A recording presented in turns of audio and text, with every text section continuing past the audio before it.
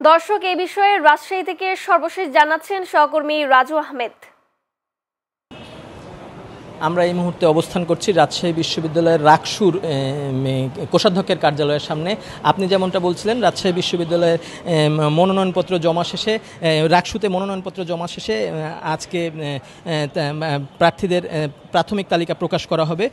রাকসুতে 23টি পদের বিপরীতে মোট 322টি মনোনয়নপত্র জমা পড়েছে। অন্যদিকে হল সংসদে 15টি পদে, 17টি আবাসিক হলে 603 জন মনোনয়নপত্র জমা দিয়েছেন এবং সিনেট ছাত্র প্রতিনিধি 5টি পদের বিপরীতে মনোনয়নপত্র জমা দিয়েছেন 62 জন। কেন্দ্রীয় ছাত্র সংসদ নির্বাচনে ভিপি পদে 20 জন, জিএস পদে 15 জন এবং এজিএস পদে 16 জন মনোনয়নপত্র দাখিল করেছেন।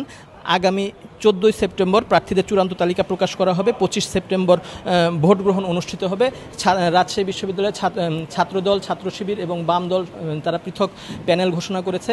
তো রাজশাহী বিশ্ববিদ্যালয়ের নির্বাচন কমিশন যিনি আছেন তিনি বলছিলেন যে যদি প্রয়োজন পড়ে নতুন কোনো নির্বাচনী আইন বিধিমালা আরোপ করে হলে নির্বাচন সুষ্ঠু করার তারা ব্যবস্থা করবেন। তো রাজশাহী বিশ্ববিদ্যালয়ের রাকসু কোষাধ্যক্ষের কার্যালয় থেকে এই ছিল আমার কাছে সর্বশেষ।